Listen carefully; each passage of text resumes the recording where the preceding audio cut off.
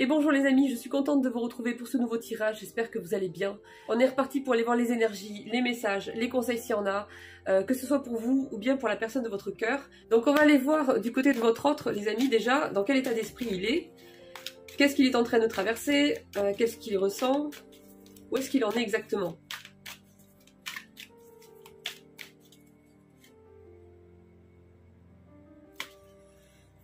Bon, on est sur une personne qui est sur le point de vous écrire là. C'est quelqu'un qui vous a menti. C'est quelqu'un qui a du mal avec le fait de dire la vérité. C'est vraiment... Alors pourquoi, je sais pas. C'est quand même étrange, quoi. C'est pas comme si sa vie était en danger. Je comprends pas, en fait. Donc ça dépendra de tout un chacun, les amis. Mais cette personne, elle a vraiment du mal avec ça, quoi. Alors à part la mythomanie... J'imagine que cette personne a ses raisons, faut espérer. Mais j'ai vraiment une personne qui a du mal à dire la vérité.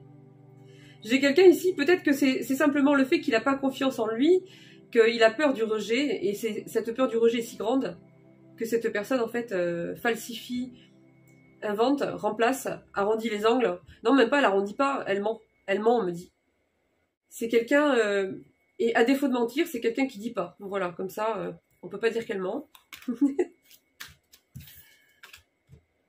On me dit que c'est une personne qui intègre que votre relation est particulière et qu'elle ne ressemble à aucune autre qu'il ait déjà connue dans sa vie. Donc là, les amis, je suis sur une énergie masculine, hein, d'accord? Donc vous adaptez homme-femme, il peut y avoir des femmes avec une dominance masculine, ou sinon c'est un homme, c'est vous qui voyez. Donc j'ai quelqu'un ici qui a vraiment l'impression qu'en fait vous êtes sa moitié. C'est quelque chose qui commence à comprendre. En tout cas, c'est ce qu'il commence à se dire. C'est ce qu'il commence à penser.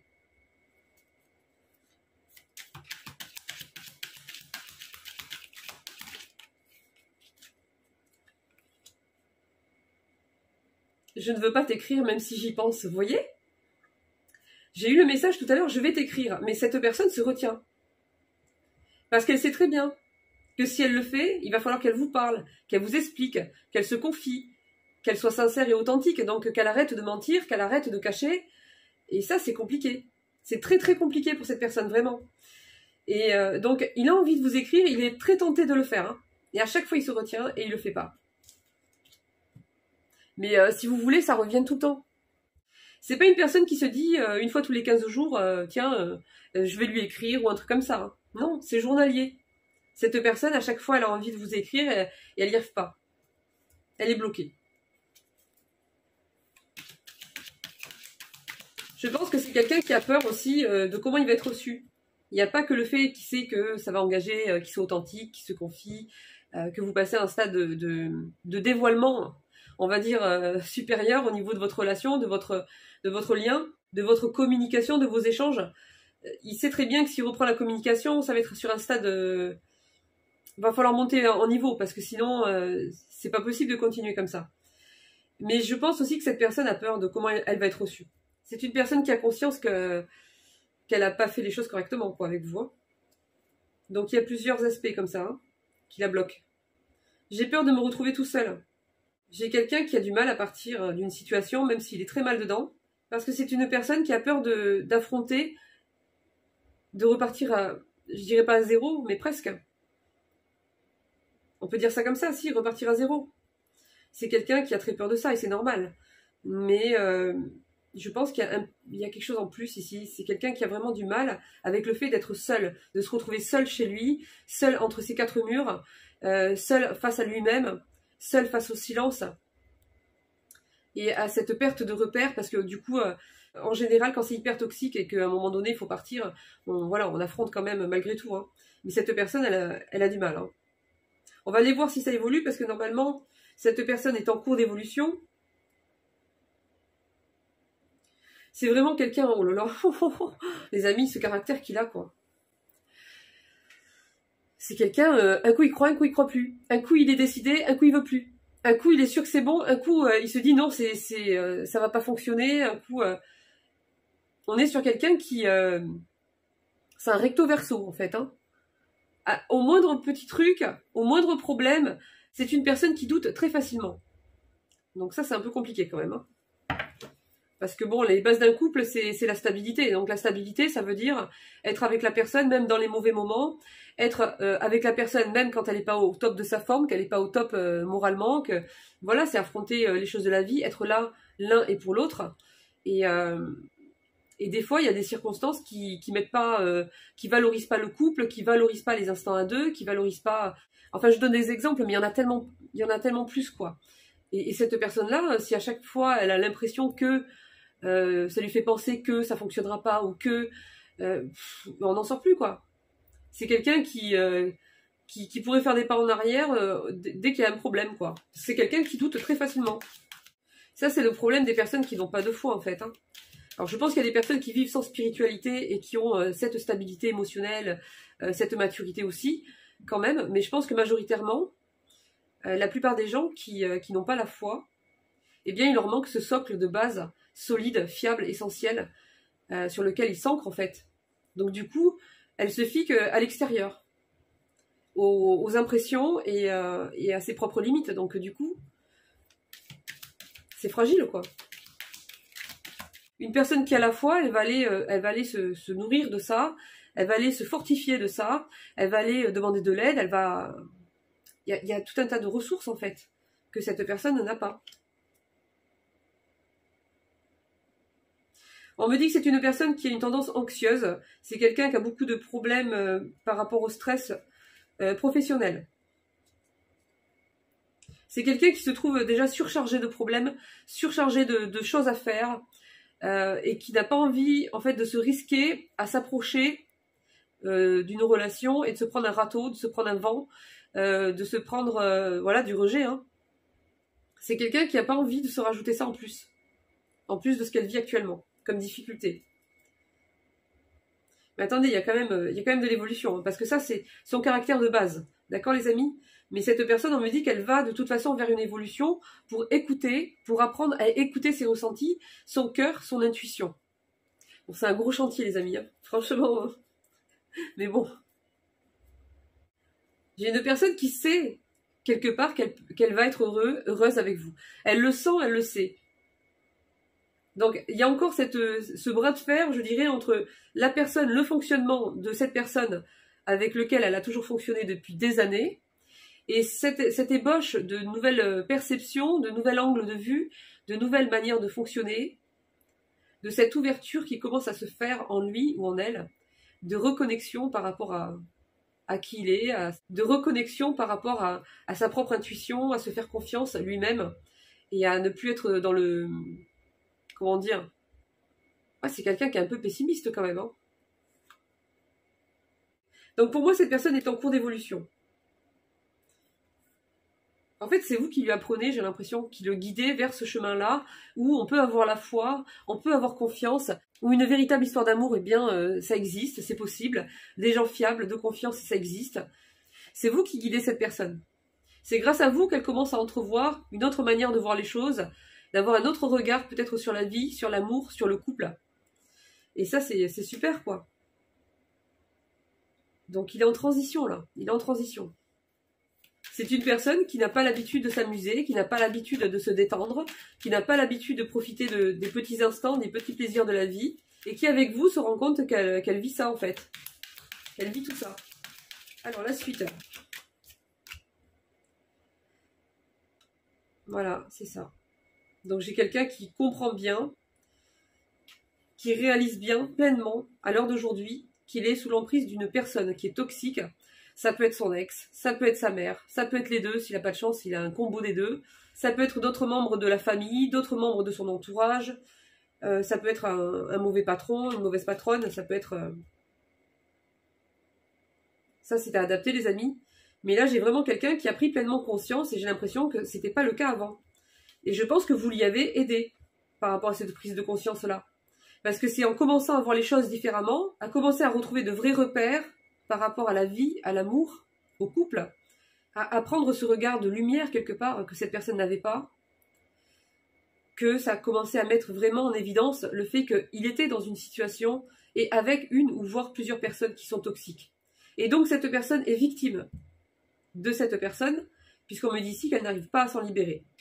Donc c'est une personne qui travaille à mettre à distance cette personne, à ne plus céder, à ne plus se laisser faire, à s'affirmer davantage, et surtout à faire ce saut, ce saut dans l'indépendance de son nouveau départ de vie en fait. Parce qu'il y a une nouvelle vie qui attend cette personne. Elle est juste là, juste devant lui. Donc pour moi, il y a deux catégories ici. J'ai des personnes, des masculins, qui sont déjà dans des démarches. Ceux-là, c'est ceux qui sont en avance. Et il y a ceux qui sont... presque. Il y a ceux qui ne sont qu'à un pas de le faire. Ils sont juste devant la porte. Ils ont juste à l'ouvrir, c'est tout. Voilà. Donc là, mais de toute façon, ça ne saurait tarder hein, pour ceux-là aussi, c'est pareil, ils vont suivre. Hein. Parce que là, c'est pas possible de continuer comme ça. Entre vous qui lui apportez un tableau lumineux et une autre perspective de vie, une autre façon de ressentir les choses, et toutes les possibilités que ça peut accompagner hein, en termes de projets de vie, de nouveaux projets, même pour lui, hein, de son côté à lui, au niveau pro, enfin, un nouveau départ de vie, une nouvelle vie. Nouvelle vie de couple, nouvelle relation. Vous avez été ce phare en fait. Ce phare dans sa vie qui lui a permis en fait de mettre en évidence ce que cette personne ne voulait pas voir et qui lui a permis de lui montrer un nouveau chemin en fait, le chemin de la lumière, pour arriver à l'aider en fait, parce que c'est quelqu'un qui était complètement perdu. On me dit ici que c'est un masculin qui est connecté à vous, hein, c'est-à-dire que c'est une personne qui, même si elle ne veut pas penser à vous, bah vous êtes dans sa tête, hein. Voilà, tout le temps. En tout cas régulièrement, tous les jours. Attendez, parce qu'il y a écrit « je te ressens tout le temps ». Donc c'est vraiment intense quand même. Hein. Ben voilà, je vous avais dit, cette personne, elle est vraiment en cours de transition. J'en ai certains qui sont un peu plus en avance, d'autres qui commencent tout juste à sauter le pas pour les démarches. Hein. J'en ai certains qui ont commencé les démarches et d'autres qui vont pas tarder. Pour moi, c'est imminent. Hein. Pour moi, cette personne, durant le printemps, elle sera bien avancée déjà dans certaines de ses démarches. Parce que là, on me dit que c'est une personne qui a beaucoup travaillé sur elle ou c'est une personne qui travaille beaucoup sur elle. C'est quelqu'un qui s'agit, on me dit. Qui s'aligne peu à peu avec la personne qu'il est vraiment. C'est quelqu'un qui va assumer la personne qu'il est. Et ça va être une première. Hein. J'ai pris ma décision et ça ne changera pas. Je sais que tu es la femme de ma vie. Je sais que tu es l'homme de ma vie. Vous adapterez, les amis. Je vous ai dit, cette personne, c'est bon. Hein. C'est parti. Hein. C'est parti. Hein. J'ai quelqu'un qui voit même plus l'utilité de continuer à se débattre, à lutter dans des situations pourries, entouré de personnes pourries. Il n'y a rien de positif en fait. Il n'y a rien. Elle se rend compte qu'en fait, elle pourrait faire les choses différemment et avoir beaucoup mieux en fait. Et ça sur tous les points, dans tous les domaines. Donc voilà. J'ai compris notre lien, ça fait 2 fois que ça sort. Hein. Vous lui donnez confiance en l'avenir. Franchement, vous avez changé sa façon de voir les choses, vous êtes en train de changer sa façon de voir les choses.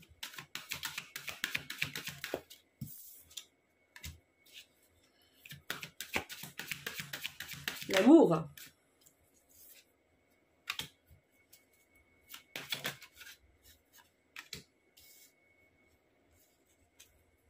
D'accord. Ouais, mais voilà, c'est ça. J'ai une personne en fait qui a le choix. En fait, c'est pas évident parce que ça concernera pas toutes les personnes, les amis, mais j'ai certaines personnes là, certains hommes ou certaines énergies masculines qui doivent choisir entre le véritable amour, une vraie relation et un nouveau départ, et déstabiliser sa famille, ses enfants, ou rester dans ce quotidien toxique avec cette personne toxique et ne pas et se dire qu'elle ne risquera pas de perturber ses enfants. Donc c'est quelqu'un qui a envie de choisir le grand amour, c'est quelqu'un qui a envie de choisir cet élan de vie qu'il appelle, et en même temps de vous suivre à vous, quoi. Et en même temps, le fait de penser qu'en fait il va devoir concrètement mettre en place une séparation et donc de passer par le tribunal, par des procédures par rapport aux enfants et de les déstabiliser, de leur casser leurs repères, etc., leur stabilité, ce qu'ils connaissent, quoi, eh bien c'est quelque chose qui lui fait très mal. C'est difficile à accepter pour lui. Il y a une personne autour de lui qui ne veut pas effacer certains reproches. Cette personne l'accuse, le fait culpabiliser par rapport à des choses. On essaie de l'accuser ici. Hein. On le montre du doigt, on me dit. On le fait culpabiliser par rapport à pas mal de choses. Et je pense même qu'il y a plusieurs personnes. Au moins 2 en tout cas. C'est comme si cette personne, elle avait fait, elle a eu des agissements, des comportements qu'on lui reprochait aujourd'hui. Et on se sert en fait de ça pour lui dire, tu vois, c'est toi qui t'es mal comporté, donc tu n'as pas le droit de partir. C'est toi qui veux briser une famille, c'est toi qui veux... enfin bref, après vous adaptez les reproches. Hein. Mais c'est comme si on se servait de ces agissements-là pour la culpabiliser encore plus et lui faire comprendre qu'en fait, le seul responsable, la seule coupable dans cette histoire, c'est elle. Elle s'est toujours mal comportée, c'est elle la fautive. Donc en plus du reste, par-dessus le marché, on va lui dire, tu vas pas en plus partir et puis etc. Sauf que le problème, c'est que ces gens-là, ils sont complètement limités, ils n'ont pas compris. Hein, ils n'ont pas compris que cette personne, il y a bien longtemps qu'elle aurait dû partir déjà. Et que si elle était partie il y a longtemps, ça aurait évité justement qu'elle mette la tête dans le sable et qu'elle continue à supporter, à se forcer en fait, à s'adapter à une situation qui n'était pas acceptable, qui n'était pas du tout adaptée à elle, à sa personnalité, à sa façon de vivre en fait. Hein. Elle était entourée de personnes qui n'étaient pas... qui sont trop limitées en matière d'analyse et d'intelligence émotionnelle. Ce sont des personnes qui... voilà, elles sont bien quand elles sont entre elles, vous voyez, mais après elles veulent absolument que vous fonctionnez comme elles. Et que vous adoptiez leurs propres limites, leurs peurs, leurs exigences, leur façon limitée de voir les choses. Il faut aussi accepter, adopter leur pauvreté d'analyse. Et si vous, intérieurement, vous fonctionnez différemment, vous ne pouvez pas vous entendre avec ces personnes-là. C'est pas possible. Il y aura que des confrontations. Et moi, cette personne-là, pour moi, elle n'était pas à sa place. Et elle ne l'a pas compris, ou elle ne s'est pas donné le droit, en fait, de se dire qu'elle n'était pas à sa place. Elle s'est interdit ça parce qu'on lui interdisait de le penser.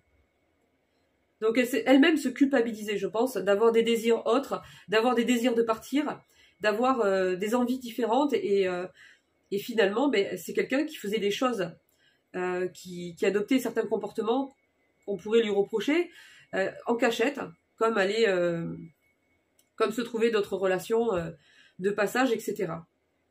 Mais cette personne-là, en fait, elle n'a fait que compenser, en fait, et reculer l'échéance, parce que à un moment donné, on est obligé de partir, il n'y a pas le choix de toute façon. Parce que ces personnes, elles vont vous bouffer. Il n'y a pas d'autre choix que de partir. Et finalement, pour les enfants, c'est encore plus malsain de rester dans ce genre de relation et de leur apprendre la vie à travers le regard de ces personnes, à travers toutes les impressions et les sensations que dégagent ces situations toxiques, en fait. C'est le modèle, après, qui est dégagé, en fait, hein, et qui est absorbé par les enfants. Donc finalement, il vaut mieux partir, largement. Donc là, j'ai des personnes, j'ai un entourage qui le fait culpabiliser par rapport à des choses qu'il a fait, voilà, qu'il a fait de travers. On se sert de ça un maximum pour lui mettre à 100% la faute dessus, pour l'écraser de culpabilité et pour le garder sous emprise, en fait. Ces personnes-là veulent conserver ce pouvoir qu'elles ont sur lui, de le faire douter, de le faire reculer, de le maintenir, en fait, de le garder à disposition, etc., etc. Bon, on me dit quand même qu'il y a une victoire qui arrive pour cette personne. Elle va avoir des difficultés, ça va prendre un certain temps, mais elle va y arriver. J'ai également ici une personne qui travaille sur le côté charnel. C'est quelqu'un qui a pris conscience qu'il était dans l'excès ou qu'il y avait quelque chose à régler en fait de ce côté-là. Donc ça, c'est vraiment bien. Allez, on est parti les amis. J'ai encore un nouvel oracle par rapport au travail. Donc c'est un domaine que je ne fais pas d'habitude, mais je vais le faire de temps en temps pour les personnes que ça intéressera. Donc voilà, j'ai trouvé ça très intéressant. Je suis très contente d'avoir cet oracle. Donc ici, on me parle. Donc c'est vous, c'est votre autre. Hein. C'est à adapter. Alors on me dit qu'il y a des deuils qui se font actuellement, qu'en ce moment c'est difficile. On est obligé en fait de laisser des situations, des personnes derrière. On me dit que c'est une épreuve compliquée en ce moment à gérer au niveau émotionnel. Il y a des deuils à faire. Hein. Il y a des deuils relationnels. Il y a... C'est pas facile ici, on dit à cette personne de prendre le temps en fait. Hein. De prendre le temps de faire ce deuil-là, de prendre le temps nécessaire. Et de ne pas rester seule, de s'entourer de bonnes personnes. De bonnes personnes, hein. Pas des trucs toxiques. Hein. On dit à cette personne, il faut que tu sois conscient de tes limites. C'est pas une honte d'être limité, de se dire j'en peux plus, je suis fatiguée. j'aspire à autre chose, j'ai besoin d'aide, etc. C'est pas une honte en fait, il faut que cette personne elle comprenne que c'est pas un robot, c'est un être humain, et que ça, c'est tout le monde pareil en fait. Hein. Donc on attire l'attention de cette personne pour lui dire en fait accepte d'être limité parfois, accepte l'aide ou de demander de l'aide et accepte de prendre soin de toi, de ta santé mentale et physique. Bon, on dit à cette personne que ses conditions de travail ne sont pas assez optimales pour lui permettre de travailler correctement, d'être productif, etc. Donc c'est quelqu'un qui se fatigue beaucoup, qui s'éparpille et qui travaille un petit peu comme ça à la va-vite et qui elle fait de son mieux, mais il y a une perte d'énergie ici. Et donc on conseille à cette personne de revoir son organisation en fait. On dit que c'est vraiment une bonne chose de revoir, de se faire de... Comment dire ? On dit à cette personne que c'est une bonne chose en fait de revoir son organisation, de limiter le bruit autour d'elle, les distractions, et de vraiment créer un espace dédié au travail en fait. Il y a trop de nuisances ici autour, on me dit, qui permettent pas de travailler correctement. Et on manque d'organisation.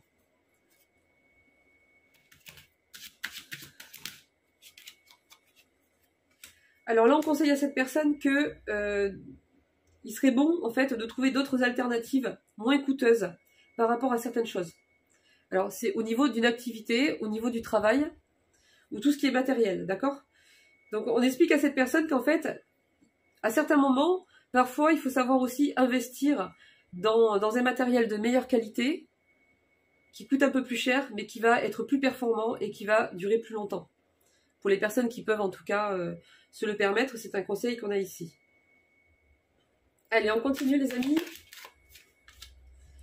Alors, on me parle de grève, de manifestation, de conflit social. Bon, mais ça, voilà, avec ce qui se passe en ce moment.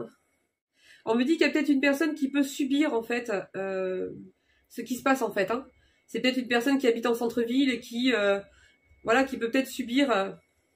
ça peut avoir des conséquences, en fait, sur sa vie professionnelle ou ses activités, ou bien sa progression dans ses projets matériels, etc. Donc voilà, ça ressort. C'est pas étonnant.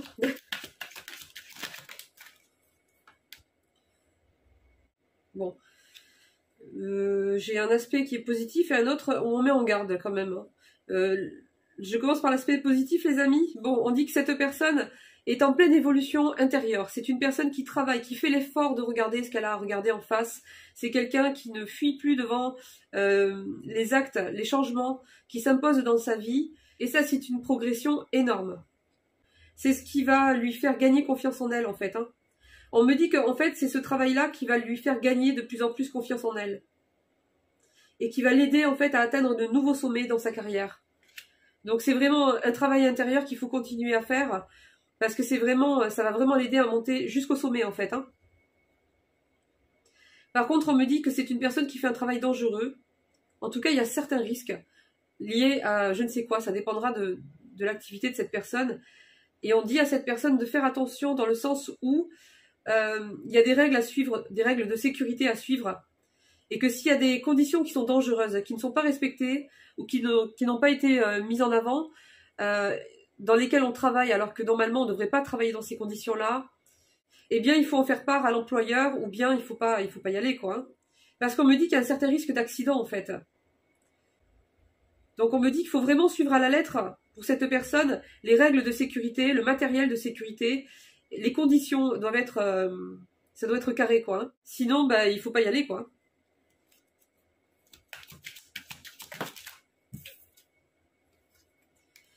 Alors ensuite, enfin en sécurité, vous pouvez être rassuré dans votre emploi actuel avec de bonnes perspectives d'avenir et une stabilité financière. Donc là où est cette personne, dans la voie dans laquelle elle est actuellement, ou bien celle qu'elle va commencer, pour certains, c'est, on me dit qu'elle a de bonnes perspectives d'évolution. Et ça va apporter une sécurité financière. Allez, une petite dernière.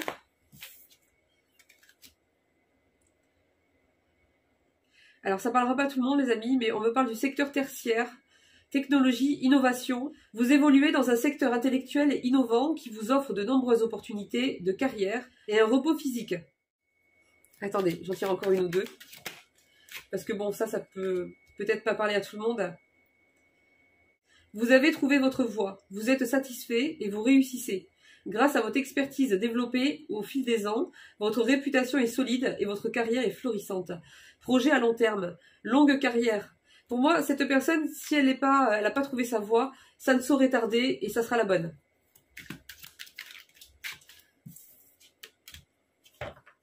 Ce que j'ai l'impression, moi, c'est que cette personne, elle est en transition au niveau professionnel et que pour certaines personnes, en fait, elles sont en train de quitter un secteur, ou bien elles sont en reconversion, ou bien elles ont perdu un emploi et elles vont en trouver un autre et c'est celui-là qui sera le bon.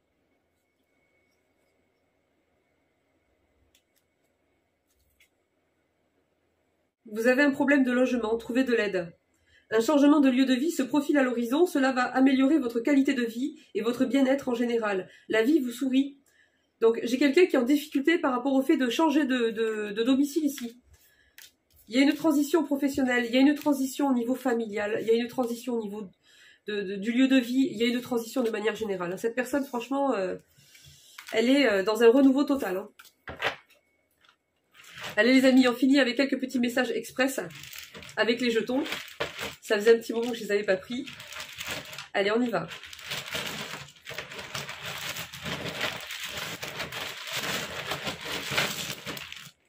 On dirait la loterie.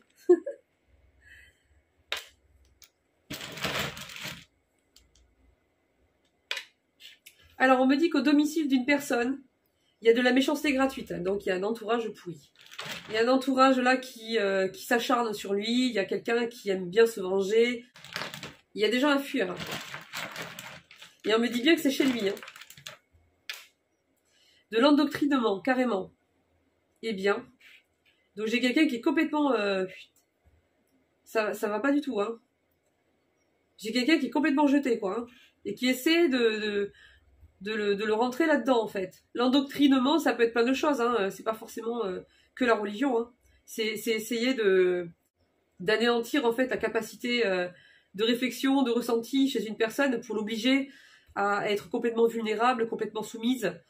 Voilà, on peut s'y prendre de divers moyens. Hein. C'est en continu. C'est un travail de longue haleine. Hein. Mais ces personnes-là sont faites pour ça. Donc, ça leur pose pas de problème en fait d'être pourries quotidiennement et de se trouver mille excuses pour se dire que ce sont de bonnes personnes et qu'elles ont raison de faire ce qu'elles font. Hein.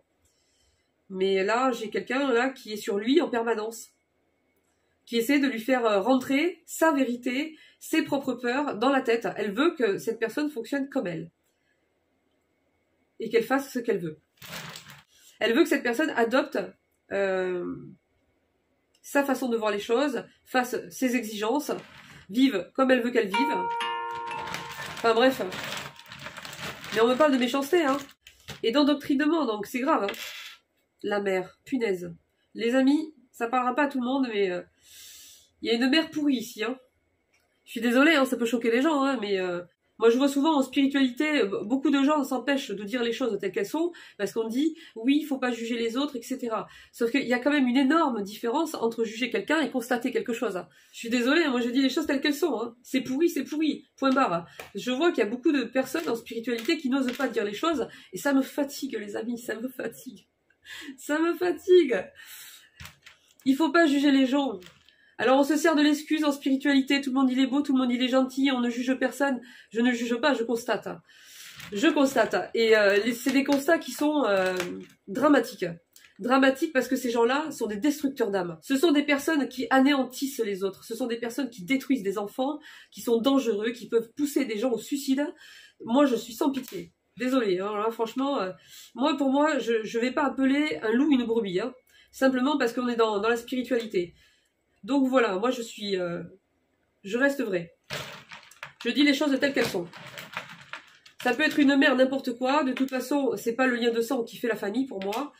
Il y a des personnes avec qui on n'a aucun lien au niveau du sang. Et ce sont des personnes qui ont été 1000 fois plus fidèles et plus aimants et plus attentionnés en peut-être une année que l'a été toute une vie une mère ou une femme ou un père ou je ne sais qui. Pour moi, c'est pas les liens du sang qui font la famille. Hein.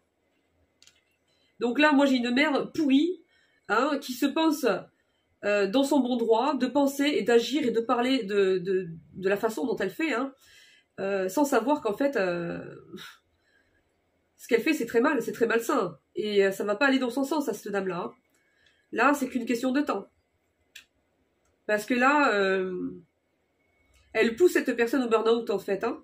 J'ai quelqu'un qui est sans arrêt dans le reproche, sans arrêt dans la critique, sans arrêt à essayer de lui rentrer sa vérité, sa réalité, sa façon de voir les choses, ses exigences dans sa tête. Elle veut que ça soit dans sa tête et qu'il fonctionne ou elle fonctionne comme elle veut.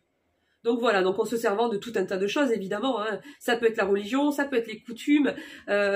Ce sont des personnes qui peuvent se servir également des personnes décédées pour atteindre et se faire mal à cette personne en lui disant « Si ton père te voyait, il aurait honte de toi. Si grand-mère te voyait, ou j'en sais rien. » Vous voyez, c'est pourri, c'est pourri. On essaie d'atteindre la personne là où ça lui fait mal, là où elle est fragile, là où on peut arriver à...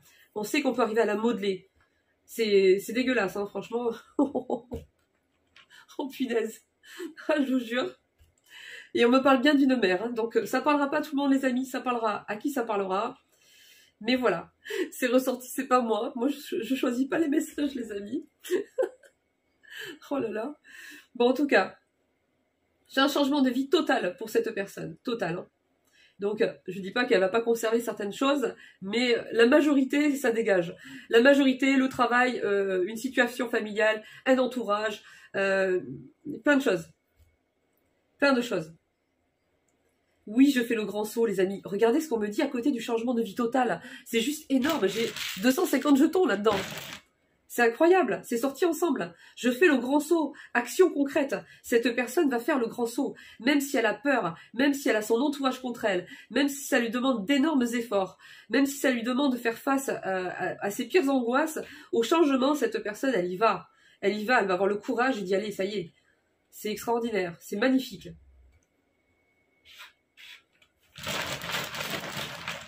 C'est tellement fort que je ne vais pas en faire trop. Il y a un déplacement, il y a un voyage ici qui arrive hein, pour cette personne. Parce qu'elle a eu un gros coup de cœur pour quelqu'un, un coup de foudre même, je dirais, et elle ne veut pas laisser partir cette opportunité-là, parce qu'elle sait que, en fait, dans ce changement de vie total qu'elle est en train de vivre actuellement, elle veut que ce coup de cœur, que ce coup de foudre fasse partie de sa nouvelle vie, en fait.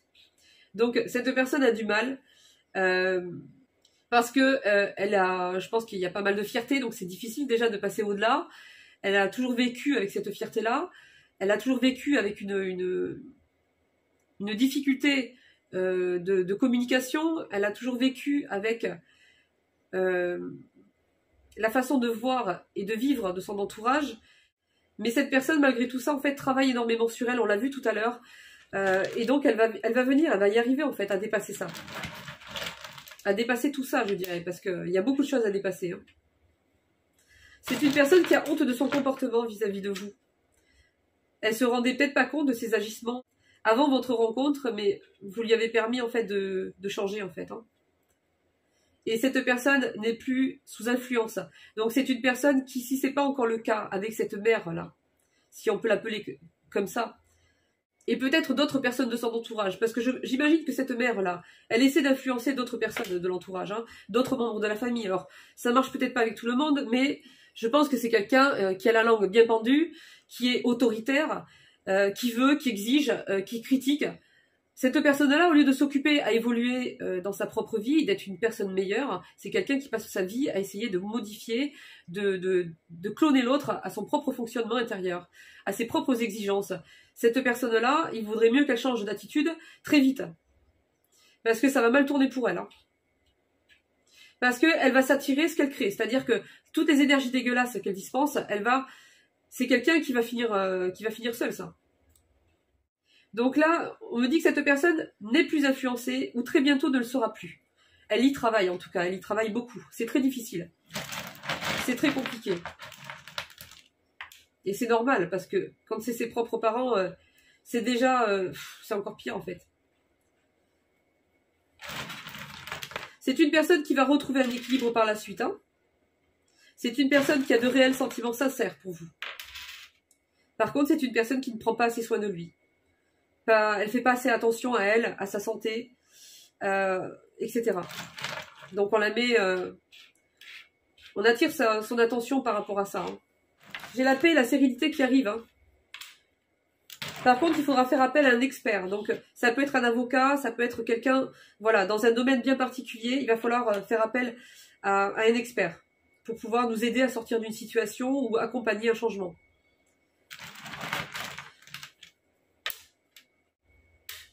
Voilà, justice des hommes, tribunal des lits. Donc, il y a eu un abus quelque part. Je ne sais pas ce qui se passe, les amis,